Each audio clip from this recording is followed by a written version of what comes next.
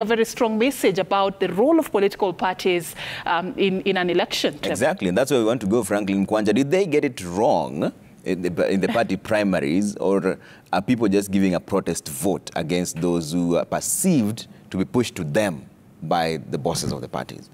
All right, I feel the heat. Coming from the center, Yeah. party democracy. Yes.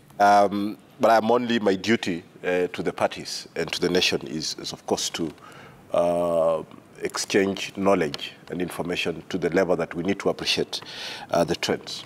And let me begin at a broader level of agents. The challenge of agents who are a critical component of an election process is not just a challenge that is arising from many independent candidates. Yeah. It's an area that we need to clean up, get more well-trained and properly deployed election agents. If you remember at the beginning of the polling stations, opening of the polling stations, they always have a struggle with the presiding officers because they are usually handpicked at the very last moment. We need better training for them. We need to deploy them much better, and they need to be part of the electoral process. The way the security teams are now being readied and they're contributing significantly, the way the courts, the way the other government agencies that are engaged in elections. And that is an area that Kenyans need to rethink.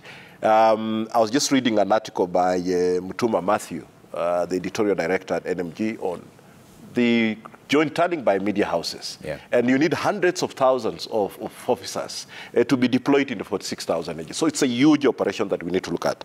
But in terms of the party primaries, yes, it's still a struggle. And, you know, as a country that we are very much ethno-regional, the party primaries are more important than even an election. We have done studies and had very interesting conclusions that candidates spend a little more during the party primaries than after the party primaries. Because if you clinched a UDA ticket or an ODM ticket, for instance, you are 90% in. Yeah. Even the likes of Orengo, that the ground seemed slippery, they have actually won their positions. And these are things that we look at. So party primaries are very significant to the extent that parties struggle just like IEBC, because it's a mini election that you need, again, huge infrastructure to invest in. Yes, but we have gatekeepers. We require resources. The gatekeepers are the ones who bring in money mostly, and they have interests. So you get party primaries not being the best. But the issue of independent candidates is not just a party primary issue. It is an issue of the voter looking for diverse issues that political parties need to aggregate, and the diverse interests that the elected leaders need to represent. When the voter does not see those in the existing parties, when the existing parties don't fashion themselves with these issues, then the independent candidates cannot join those political parties, and they run on those issues, and the voters find, like the case of Shakil Shabir in Kisumu, there are issues that voters are seeking that they can't find in ODM, for instance. And voters then decide that we're going independent. And it's not just a challenge in Kenya alone. The rise of independent candidates, the rise of new parties is a global phenomenon. We saw the Australian elections having quite interesting independent candidate numbers. So it's a global phenomenon. The third aspect is that we generally have more populist parties and populist politicians springing up all over the corner. We've seen the populist pronouncements in this campaign. And you can see that possibly people want some other aspects and not really. So the traditional conservative, liberal political parties are beginning to struggle to catch up with the populist pronouncements by the populist politicians. And therefore, the ones that are not into social justice, liberals or conservatives, and are not agreeing with the populist approaches, have to find, and the beauty of Kenya is that there is that constitutional provision. Three other things that I would want to quickly mention. Is we had the zoning and we had all these challenges that affected particularly women candidates and young aspirants, that they had to switch to other areas. So we have to make sure that we're discussing this from a holistic point of view. But I'm very impressed by the performance of women candidates in this election. A majority of them are not independent, but from political parties. So that means where the political parties are keen to support special interest groups and support them, then they're going to clinch it. Yep. And the affirmative action is also now coming into fruition. Look at the number of women representatives transitioning from the affirmative action seats to elective positions. The case of Kiambu, woman representative Wamshomba, going to Githunguri and winning with the support of her party, of course. In Kisumu,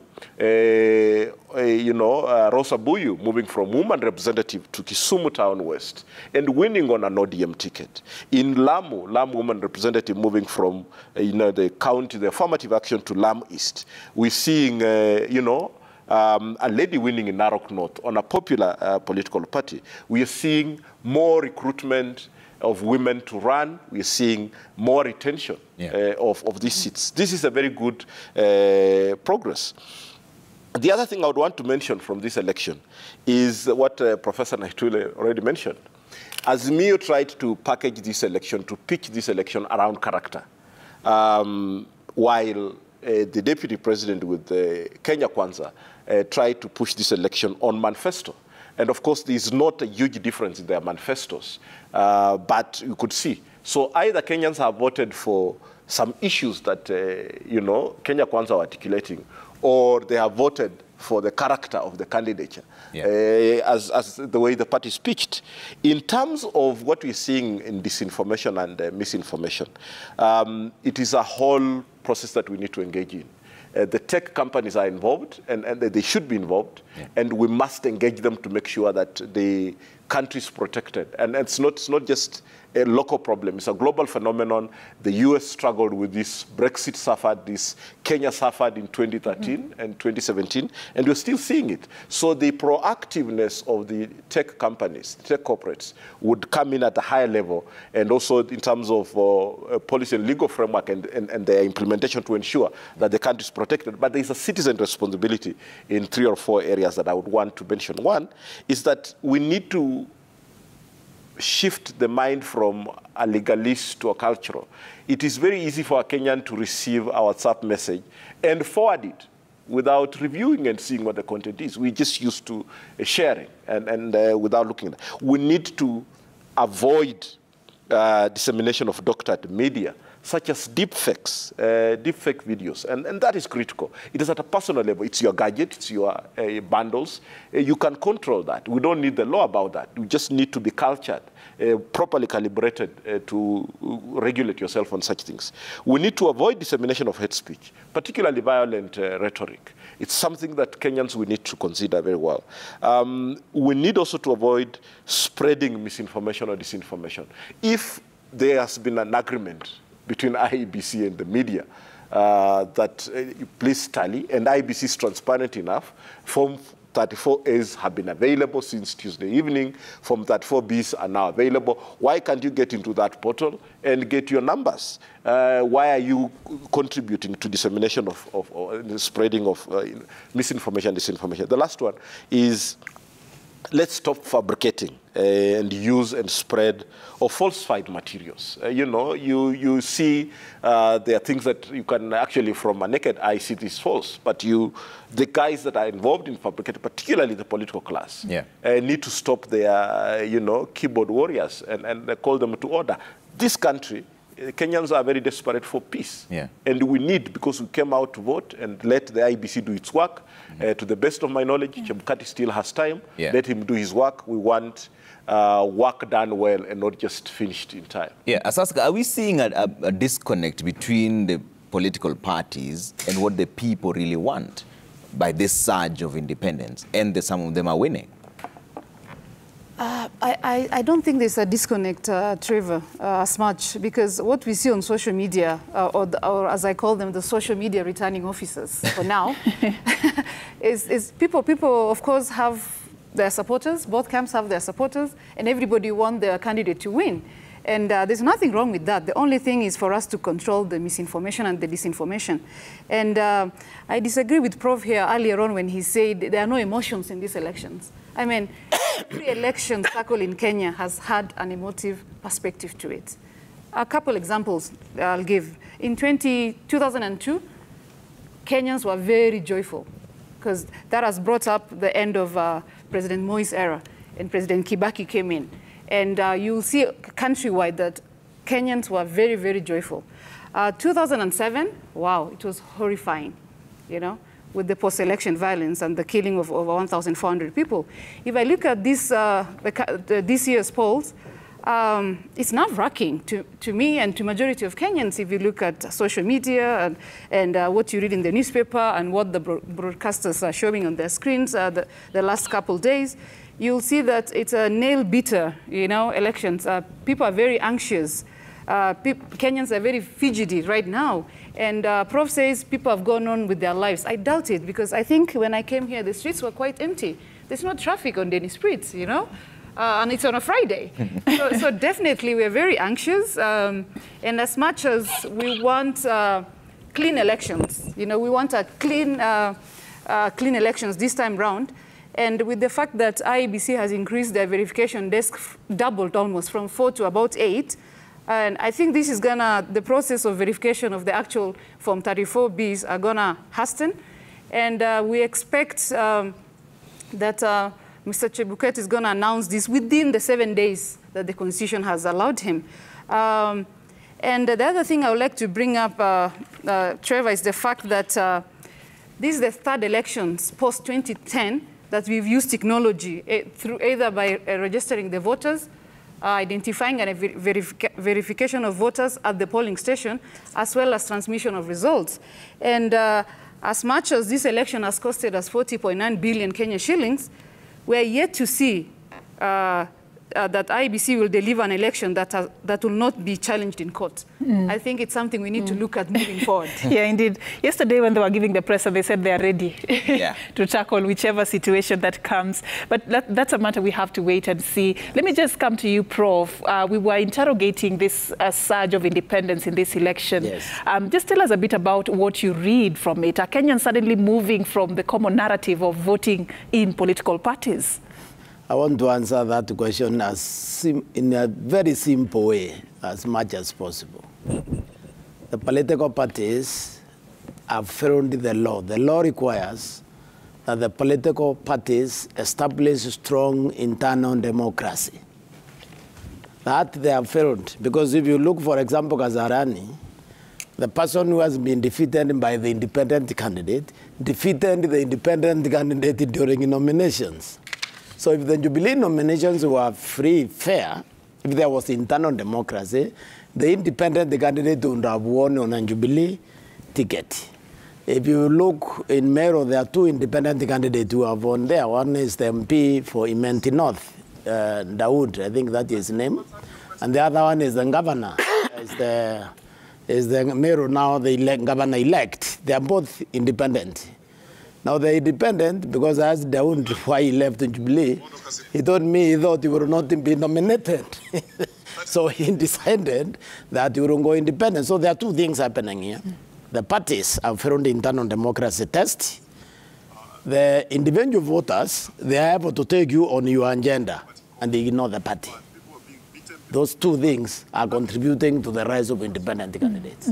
Yeah, Mkwanja, is that true that the people are now shifting more towards agenda, or is it still based on personalities? Well, of course, there is a clear shift of the voter towards issues. And to that extent, I agree with Professor, that then the surge of independent candidates is because the candidates themselves and the issues they are seeking, the social issues that affect elections that they are seeking to represent, are not articulated, are not, they can't emancipate those issues if they are part of the political party that is dominant in their regions. To that extent that we have a drift towards issues, I am clear.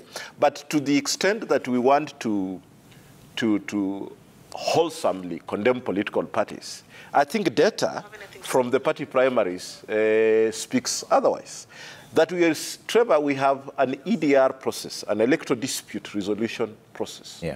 And this takes root in the internal dispute resolution mechanisms of political parties. That even without having that organ and the establishment of that under the party's constitution, the registers of political parties cannot enlist the political parties. And we have seen that there are fewer cases arising from internal dispute resolution mechanisms of the parties, how parties are determining these issues, the quasi-judicial level at the political parties' disputes tribunal actually has received less cases compared from 2013, 2017 to 2022. There are fewer cases from IDRMs to quasi-judicial in PPDT. And even where there was PPDT, there were, some of them were actually retained. That tells you that political parties are making effort to be able to be internally democratic.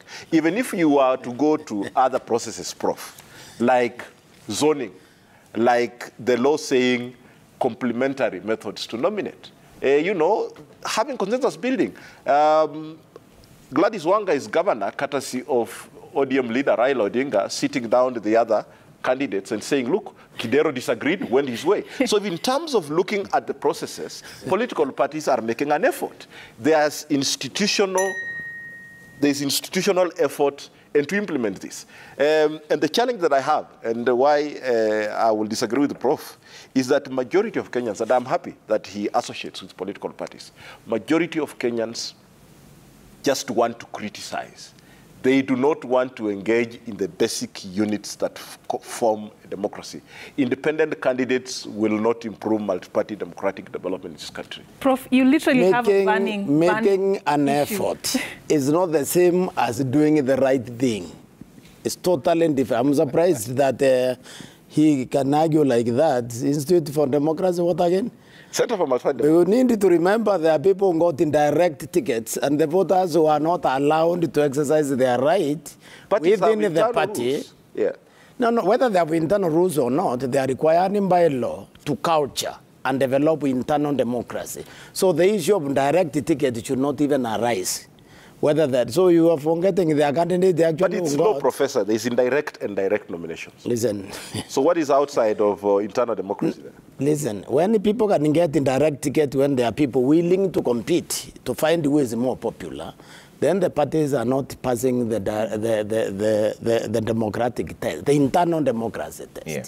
And that can explain why people choose not to participate in the party because they know someone who will be favored more than them. You see, if you look at, for example, UDA did fantastically well in the nominations because they allowed internal democracy to take place. And there was no issue there. Most of the big wigs were thrown out. The ones who could have gotten indirect tickets, in fact, in UDA, were thrown out during the internal democratic primaries. They were thrown out. So the truth of the matter is that the parties need to cultivate internal democracy, and that will reduce the number of independent candidates. Yeah. But right now they are rising because they look, see, this one is very close to the owner of the party, the chairman. I have no chance. Yeah, what Asaska has to say I don't mean he is, but I'm saying, I'm giving an example. Okay. If somebody is close to the chairman, the end of the party, and you want to compete in that party, you know where the ear will be, so you decide to go independent. Just because Aska. Also, as you speak, Franklin, clarify what you say what you mean when you say independent candidates will not improve democracy. I mean, that's exactly what I wanted to. First is that there will be no sufficient numbers of independent candidates to influence anything on the floor. Secondly, there is nothing independent in the independent candidates. Wait until they are sworn in Parliament. All of them will be rushing to the government. So what is independent? Asaska?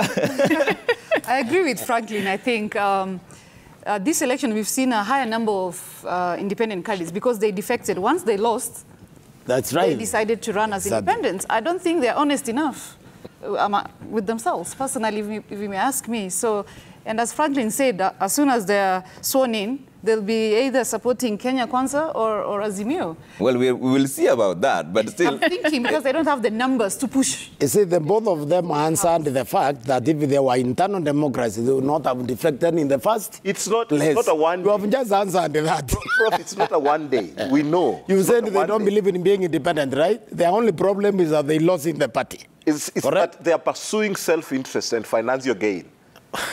Yeah, but they will go back.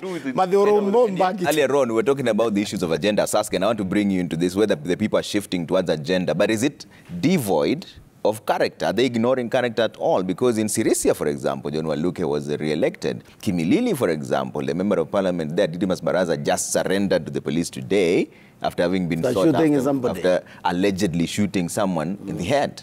So is it that the people are now focusing on the agenda devoid of the character? They don't care of the character of the person, as long as you say what they want to hear?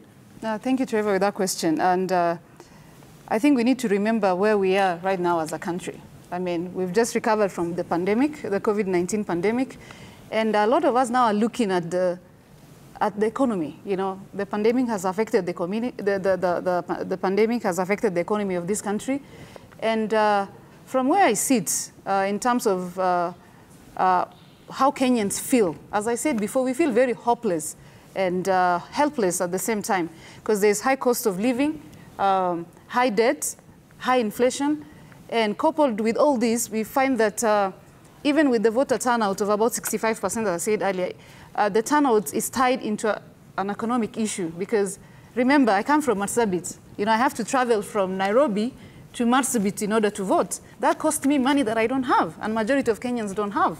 So it's not cheap to be a Kenyan today. Yeah.